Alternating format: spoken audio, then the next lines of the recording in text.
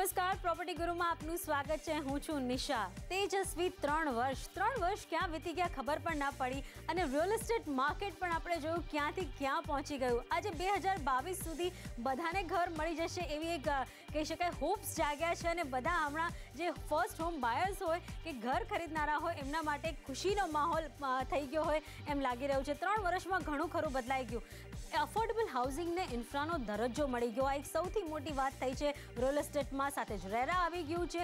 કહી શકાય અનરેગ્યુલેટેડ માર્કેટ હતું, હવે રેગ્યુલેટેડ થઈ જશે. બધું ટ્રાન્સપરન્સી આવી જશે. એટલે અત્યાર સુધી જેટલી પણ તમારી કમ્પ્લેન હતી રિયલ એસ્ટેટ માટે, પ્રોપર્ટી બજાર માટે, ઘર ખરીદવા માટે, એ બધી હવે સોલ્વ થતી જોવા મળશે. થોડો સમય લાગશે. 3 વર્ષમાં આટલું થયું તો આગળ તો ઘણું થવાનું બાકી છે. એના પર જ ચર્ચા કરવા આજે આપણી સાથે જોડાઈ રહ્યા છે પ્રેરોન કન્સલ્ટન્સીના પ્રાઇવેટ લિમિટેડના ચેરમેન પ્રણય વકીલ, નરેડકો વેસ્ટ નરેડકોના વાઇસ પ્રેસિડેન્ટ રાજન બાંદેલકર, સાથે જ હરિયાણીયન કંપનીના ફાઉન્ડર અને મેનેજિંગ પાર્ટનર અમિત હરિયાણી અને આરઆર ગ્લોબલના એમડી શ્રી ગોપાલ કાબરાજી. આપ સૌનું સ્વાગત છે સીએનવીસી બજારના તેજસ્વી 3 વર્ષના આ કાર્યક્રમમાં. આપણે જોયું રિયલ એસ્ટેટ માર્કેટ ક્યાં હતું અને ક્યાં પહોંચી ગયું. લગભગ એક મંદીના વમળમાં ફસાઈ ગયું હતું ને ત્યાંથી ફાઇનલી હવે કહી શકાય એક તારો દેખાયો છે. હવે એમાંથી ઉજાસ આવશે અને એક નવા આયામ ખુલશે. પ્રણય સર, તમે તો અમારી સફર સાથે પણ રહ્યા છો અને રિયલ એસ્ટેટમાં 3 વર્ષમાં જે બદલાવ આવ્યા છે એ પણ તમે બધા જોયા છે. શું લાગે છે?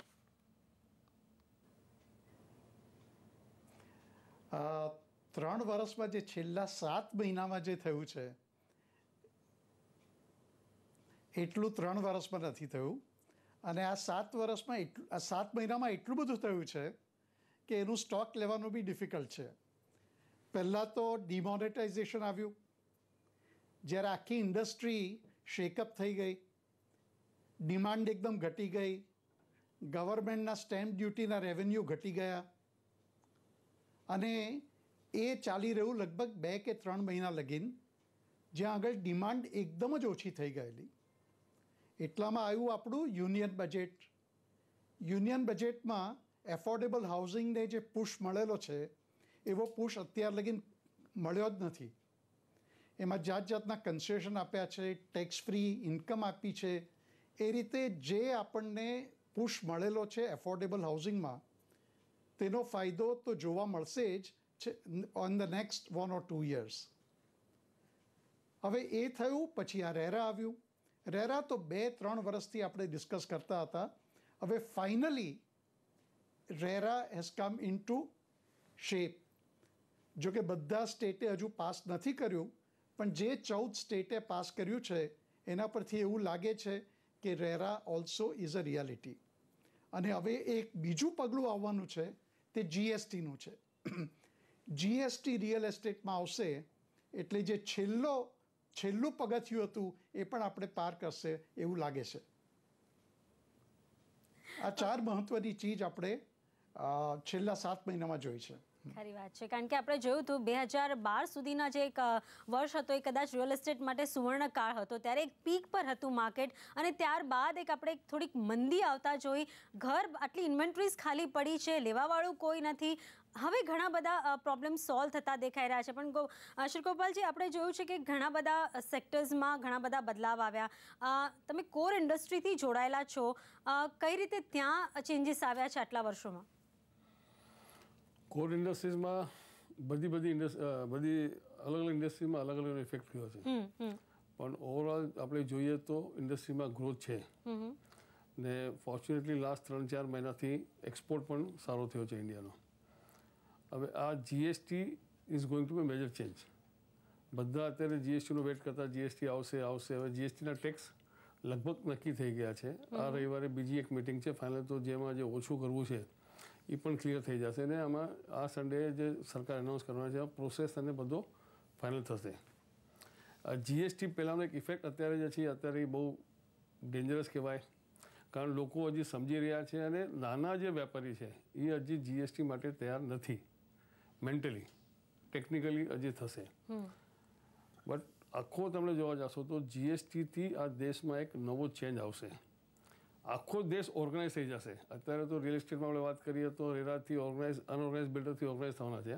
પણ જીએસટીથી ટોટલ ઇન્ડસ્ટ્રીઝ ને ટોટલ ટ્રેડ બધું ઓર્ગેનાઇઝ થશે. એનાથી ભવિષ્યમાં સરકારની પણ રેવન્યુ વધશે ને જે આપણે પેરેલલ ઇકોનોમીને જે નીચે લાવવાની સરકારની મંશા છે એ પેરેલલ ઇકોનોમી એક તો ડિમોનેટાઇઝેશનથી થયો ને બીજો આ જીએસટી આવવા પછી ને જીએસટીને લાગે જે બધા રૂલ બનાવ્યા છે જે 1 વર્ષ પછી પૂરા લાગુ થશે, કારણ ફેઝીસમાં કરશે, કારણ એટલી સરકારની પણ તૈયાર નથી ને લોકોની પણ તૈયાર નથી. તો જ્યારે એ જે નેક્સ્ટ યર એક બીજો આવશે પછી એમ લાગે છે કે આખો દેશ એક સચ્ચાઈની મુદ્દા ઉપર ને ટ્રાન્સપરન્સી અને કાનૂનના મુદ્દા ઉપર એકદમ બરોબર વ્યવસ્થિત ચાલશે.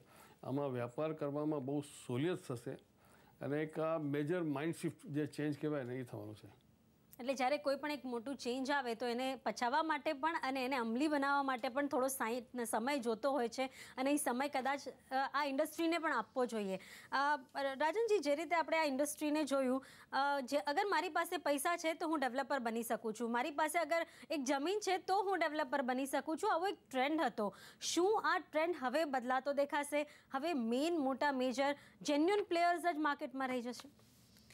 તમે જે કીધું એમાં થોડું, જે 30 વર્ષ પહેલાં, 3 ડિકેડ પહેલાં, જેની પાસે જે માણસ એક રેબનની ગોગલ પહેરતો હતો, રેડોની ઘડી અને ગળામાં એક સોનાની ચેન હોય ને તો એ બિલ્ડર બની શકે, એવી હાલત હતી. પણ of late from last 1 decade શું થયું કે બધા આમાં સેકન્ડ જનરેશન આવ્યું અને સેકન્ડ જનરેશન જે બી આવ્યું બધા ભણેલા ને ગણેલા આવ્યા. એટલે કોઈના દીકરાઓ કે આઈધર વકીલ થયા છે કે આર્કિટેક્ટ થયા છે કે એન્જિનિયર્સ થયા છે, MBA થયા છે, બધા પરદેશમાં જઈને ભણીને આવ્યા.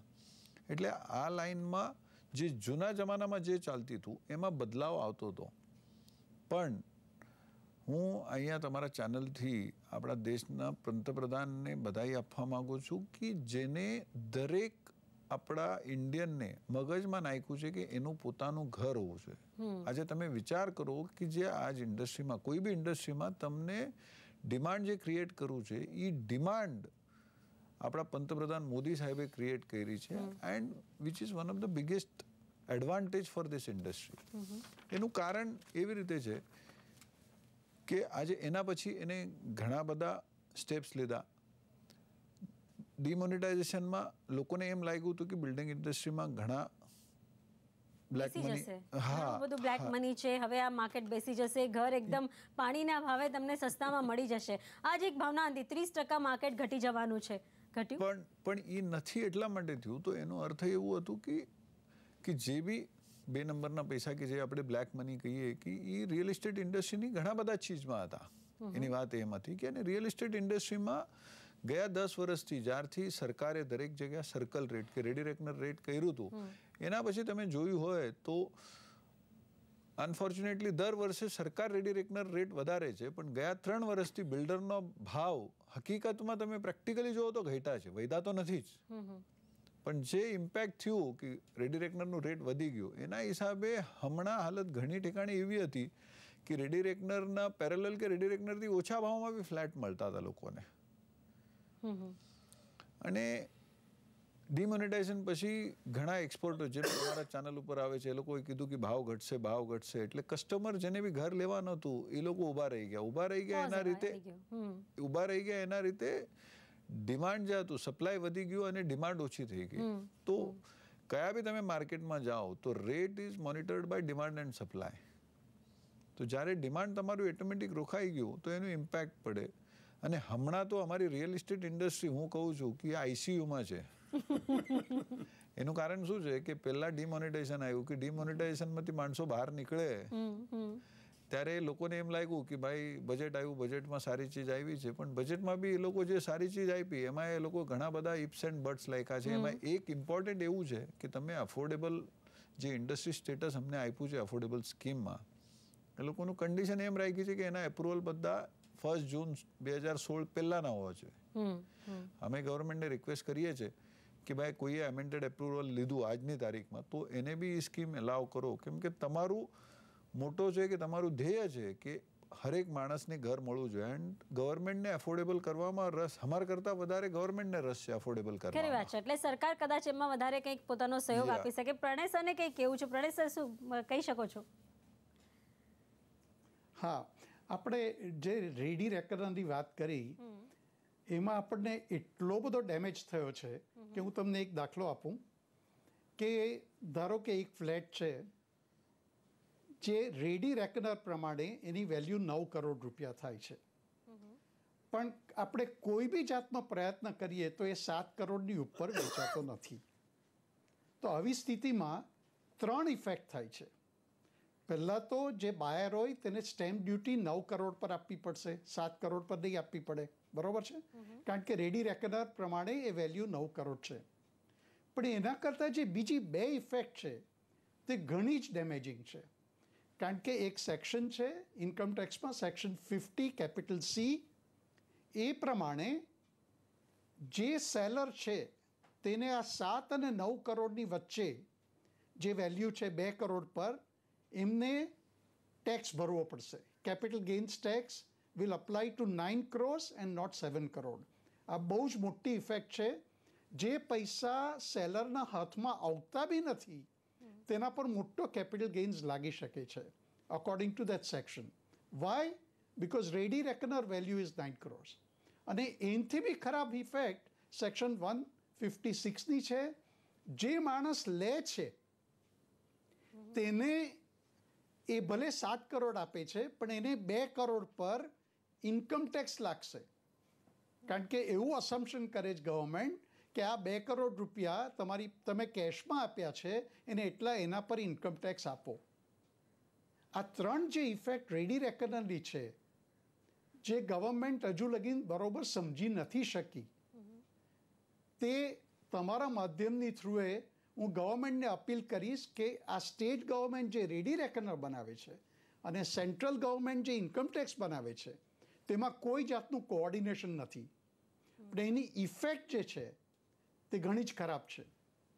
રેડી રેકનર રેટ પર ખાસ આપણે ચર્ચા કરીશું, કારણ કે બધાને સમજવાની જરૂર છે કે કઈ રીતે એરિયાના ભાવો પણ નક્કી થતા હોય છે. અને અત્યારે હાલ જ આપણે મહારાષ્ટ્રમાં રેડી રેકનર રેટ થોડો વધતા જોયો છે, વધી ગયો હમણાં 10%. અત્યારે વધતા જોયો છે. અને બીજું શું છે કે બીજી હજી એક ચીજ જે પ્રણય વકીલ કીધું કે ડીલ થાય છે, ડીલ જ થતા નથી.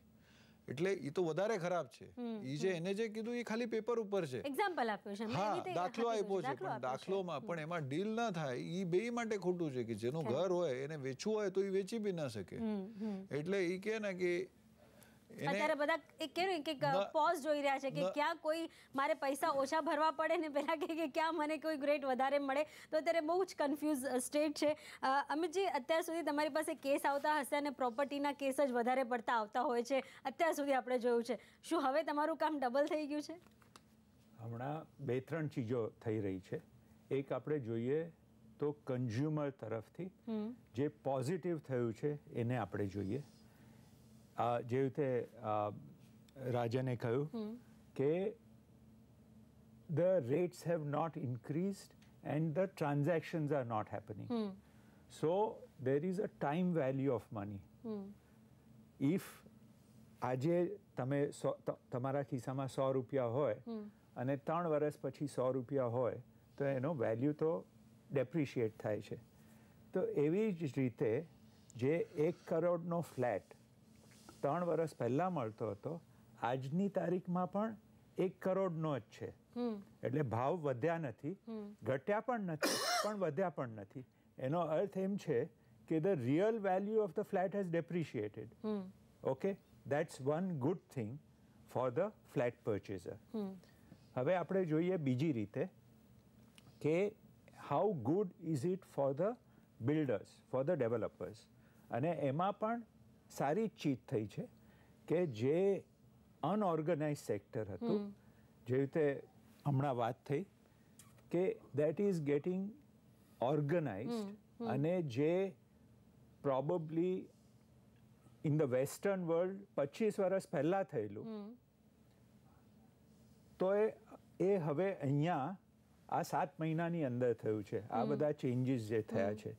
સો that's a very positive thing.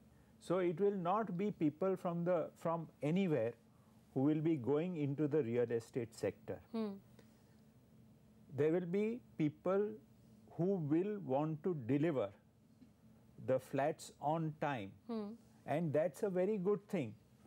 It's good for the industry, it's good for the builders, it is good for the consumers. So that's the second thing. Third thing, જે રીતે મિસ્ટર કાબરાએ કહ્યું કે GST જે છે that is going to get everything organized. Again, એમાં એવું થશે કે આજની તારીખમાં જે વેટ અને સર્વિસ ટેક્સ ને બધું મળીને 5.5%નું ટેક્સેશન ઇફેક્ટિવલી 5.5-6%નું ટેક્સેશન થાય છે બાયરને જતું હતું, જે બાયર પેમેન્ટ કરતો હતો. હવે probably it's either 12% or 18%. Okay, probably 12% as I understand. 12%. એટલે એ 6.5% કે 6%નું જે ડિફરન્સ છે એનું શું થવાનું છે? That's a major question. એટલે એ બર્ડન પછી પર્ચેસર પર આવશે? નહીં, સાંભળો, પણ જીએસટીને લીધે બધું તમને ઇનપુટ ક્રેડિટ મળવાનું છે. એટલે તમને સિમેન્ટ ઉપર ઇનપુટ ક્રેડિટ મળશે, તમને સ્ટીલ ઉપર ઇનપુટ ક્રેડિટ મળશે, બીજા બધા કેબલ્સ ઉપર ઇનપુટ ક્રેડિટ મળશે. એટલે એ બધી ઇનપુટ ક્રેડિટને જોતા ઘણા બધા સ્ટડીઝ થયા છે અને it is still not clear કે whether there is going to be a benefit or a loss to the flat purchaser. કારણ કે ultimately જે રીતે રાજાને કહ્યું કે the real estate industry is in ICU. પણ તમે જુઓ તો આજે 12% છે, એમાં મને ખ્યાલ છે ત્યાં સુધી વેટ અને સર્વિસ ટેક્સને બાકાત રાખવામાં આવ્યું છે અને સાથે જ જે મ્યુનિસિપલ બોડી ટેક્સ આવે છે એ બધા બાકાત રાખવામાં આવ્યા છે. તો પછી વેટ ને સર્વિસ ટેક્સ ઇઝ ઇન્ક્લુડેડ, પણ જે લોકલ બોડી ટેક્સ આવે છે એ બધા આપવા પડશે. તો ફરક તો કંઈ નથી, ઉલટાનું મોંઘું જ પડવાનું છે. નહીં, હું થોડું ક્લેરિફાઈ કરું કે હકીકતમાં કન્ઝ્યુમર જો કોઈ બી તમે ક્યાં બી જાઓ, હોટલમાં જાઓ, ક્યાં બી જાઓ, ટેક્સ છે ને એ કન્ઝ્યુમર જ ભરે છે. આજે લોકો ભલે સમજતા હશે કે બિલ્ડરે એબ્ઝોર્બ કરવું જોઈએ. બિલ્ડર જ્યારે મંદી હોય ત્યારે એ કે એને માલ વેચવું જોઈએ, એને બહાર નીકળવું છે, એટલે એ કાંઈ બી કરે, એ એબ્ઝોર્બ કરે, બધી ચીજ કરે. પણ જ્યારે જો અહીંયા ક્રેડિટ મળતી દેખાશે, જો ડેવલપરને એની ક્રેડિટ મળે છે તો શું એને પાસ ઓન નહીં? એ શું થાય ખબર છે કે જ્યાં તમારું રેટ 3,500-4,000 રૂપિયા ફૂટનું છે ફ્લેટનું, ત્યાં તમને કદાચિત પ્લસ માઇનસ ન થાય. સ્ટીલ શું થશે કે તમને જે બી ત્યાં ક્રેડિટ મળે છે તો એ તમારું કન્સ્ટ્રક્શન કોસ્ટ ઉપર જ આવે છે. તો તમારું લેન્ડ કોસ્ટ અને બાકી બધી જે કોસ્ટ છે ને એ જે કોસ્ટ આવે છે એ આજે રિયલ એસ્ટેટ ઇન્ડસ્ટ્રીમાં તમે ક્યાં બી જાઓ તમારું construction cost is almost fix. Construction કોસ્ટમાં બહુ કાંઈ ફરક નથી આવતું. તમે કોઈ નાના વિલેજ નાના સિટીમાં કરો તો તમને 2,000 આવતી હશે, તો મુંબઈ સિટીમાં કરો તો 3,000 આવે કે 3,500 આવે, એટલે 1,000-1,500 રૂપિયા ફૂટનું જ ફરક છે. પણ રેટમાં તમે ગણો તો નાના સિટીમાં 4,000 ભાવ છે તો મુંબઈ સિટીમાં 40,000નો ભાવ છે. તો તમને ફરક શું થાય કે તમને જે ઇનપુટ ક્રેડિટ મળવાની છે એ 3,000-3,500 રૂપિયા ઉપર મળવાની છે અને કસ્ટમરને 40,000 ઉપર જે આપવાનું છે, જે ટેકનિકલી અને legally be Amit sir can support by this thing. Land છે ને, land is an immovable property, એના ઉપર ટેક્સ ન લગાડી શકે એવી વાત છે જે અમે ગવર્મેન્ટને રિપ્રેઝેન્ટ કર્યું છે, પણ હજી સુધી ગવર્મેન્ટે એમાં ખુલાસો નથી આપ્યું અને ગવર્મેન્ટનું મનસા નથી કે આમાં કાંઈ એ લોકો કાંઈ અમને છૂટ આપે એવી રીતે. ઓકે, પણ પ્રણય સર, તમને શું લાગે છે અફોર્ડેબલ હાઉસિંગને ઇન્ફ્રાનો દરજ્જો આ સ્ટેટસ એક ઘણા વખતથી આ ઇન્ડસ્ટ્રી માગી રહી હતી અને ફાઇનલી એમને મળી ગયું છે, પણ આ બધા જે ટેક્સીસના જે હર્ડલ્સ આવશે એ ક્યાંક નડશે વધારે? મારા ખ્યાલથી તો 6 મહિનામાં આમાં ઘણું સ્ટેબિલાઇઝેશન આવશે અને જે અબેટમેન્ટ લેન્ડને માટે છે તેને માટે બી રેપ્રેઝન્ટેશન આપણે કર્યા છે અને એ લેન્ડનું અબેટમેન્ટ ચોક્કસ આવશે. નહીંતર પેલા ભાઈએ કીધું તેમ જો 40,000 રૂપિયા સ્ક્વેર ફૂટની જગ્યા હોય વેચાતી હોય તો એમાં જે તમને સેટ ઓફ જે મળવાનો છે ઇનપુટ ક્રેડિટનો તે એટલો ઓછો હશે કે જો એના પર જો 12% લાગે તો અત્યારે જે વેલ્યુઝ છે તેનાથી ઘણી વધી જશે. Price will go up by at least another 7-8%, એટલે ઘણું જ વધી જશે. એટલે એને માટે જે રેપ્રેઝન્ટેશન કર્યું છે કે લેન્ડ વેલ્યુ છે તેનું અબેટમેન્ટ કરવું જોઈએ જેમ વેટમાં કરતા હતા તેમ તો જ આ વર્કેબલ થશે. નહીંતર તો ચોક્કસ મુંબઈ જેવા શહેરમાં તો વેલ્યુ વધશે જ, કારણ કે અહીંયા આગળ કંઈ 3,000-4,000 રૂપિયા સ્ક્વેર ફૂટ મળતું જ નથી. તમે દહીસર બી જશો તો 10,000 રૂપિયા સ્ક્વેર ફૂટ છે, એટલે 10,000 રૂપિયાનો ભાવ બી હોય તો તમને ગેરફાયદો જ થવાનો છે. with the new GST rate. અને સોરી ટુ ઇન્ટરપ્ટ પ્રણયભાઈ, બટ વેટમાં આજની તારીખમાં 70% વેલ્યુ ઉપર તમને અબેટમેન્ટ મળે જ છે સર્વિસ ટેક્સમાં. સર્વિસ ટેક્સમાં. એટલે because of that, because that's the value of the land, so that's why the abatement is given. So in GST also it should be given. Okay, એટલે આ જીએસટીને હજી પણ ધ્યાનથી સમજવાની જરૂર છે, અને અમારા આગળના શોમાં અમે તમને આના પર ખાસ ટ્યુટોરિયલ પણ આપશું કે કઈ રીતે તમે આમાંથી બચી શકો અથવા કઈ રીતે તમે આને તમારા ટેક્સને ભરપાઈ કરી શકો, એના પર પણ અમે આગળ તમને જાણકારી આપતા જ રહીશું. પણ આજના શોમાં જે અત્યાર સુધી થઈ ગયું છે ને હવે આગળ શું થવાનું છે એના પર આપણે ચર્ચા કરવાના છીએ. તો કદાચ રિયલ એસ્ટેટ ઇન્ડસ્ટ્રીને સૌથી મોટો ડેન્ટ લાગ્યો હોય તો ડિમોનેટાઇઝેશનનો. મિસ્ટર કાબરા, આપણે જોયું છે કે તમારી ઇન્ડસ્ટ્રીને પણ એની અસર થઈ હશે. શું એમાંથી બહાર આવી ગઈ છે ઇન્ડસ્ટ્રી?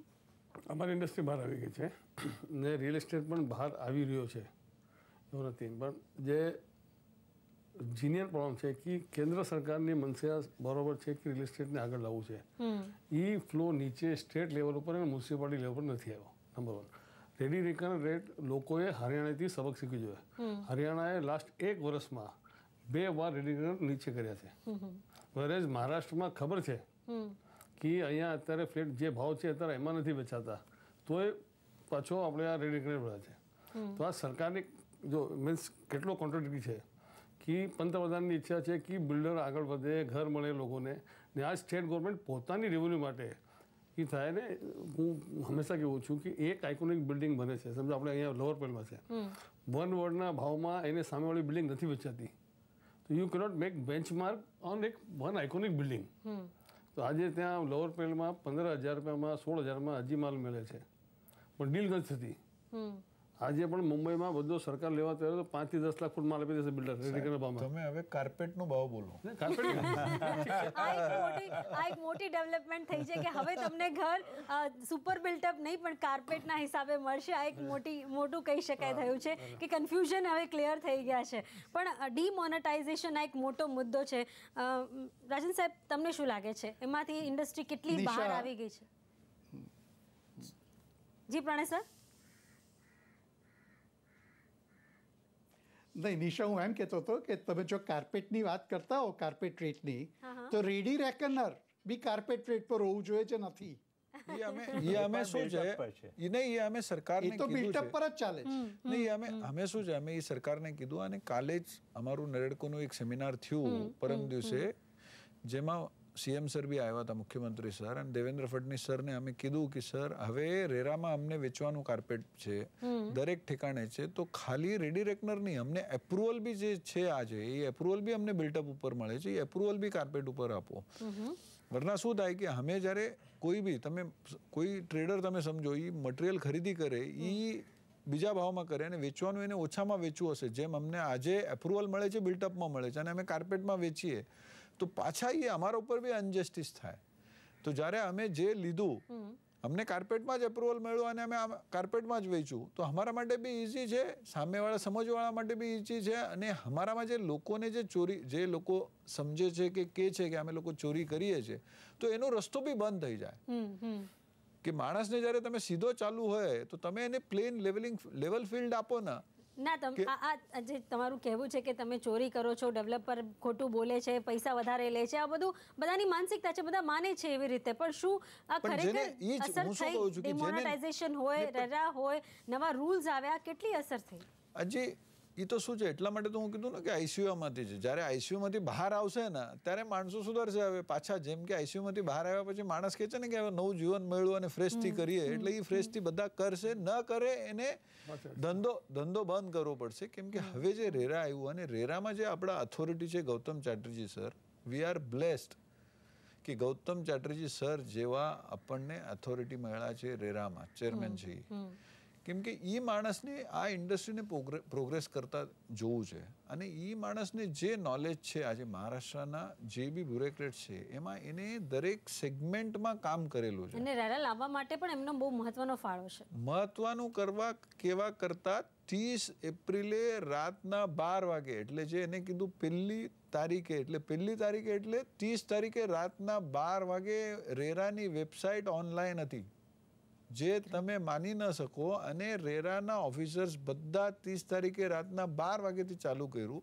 અને મારું જે પ્રોજેક્ટ છે, one of the first project જે રજીસ્ટર કર્યું રોનક ગ્રુપનું ઉન્નતિ એસ્ટેટ કરીને, તો એ અમે રાતના 12:30 પોણા 1 વાગે તો અમે લોગિન કરી શક્યા હતા. પણ અમારું પહેલું પ્રોજેક્ટ હતું, તો અમને જે બી અપલોડ કરવાનું હતું એ સમજવાનું કે ઓલા લોકોમાં જે એ લોકોએ અમને કેપેસિટી આપી હતી 1 MBની, તો અમારા ડોક્યુમેન્ટ્સ મોટા હતા, એ કન્સાઇઝ કરવામાં અમને ટાઈમ લાગ્યું. પણ અમે બીજા દિવસે 1 વાગ્યા સુધી તો અમે અપલોડ કરી ચૂક્યા હતા. અને વિધિન 48 અવર્સ એટલે 2 દિવસની અંદર અમને સર્ટિફિકેટ બી મળી ગયો. અને રેરામાં સૌથી મોટું ચેન્જ જે આવ્યું છે, કેમ કે આજે અમને બિલ્ડિંગ ઇન્ડસ્ટ્રીમાં અમારું સૌથી મોટી તકલીફ છે એ એપ્રુવલ.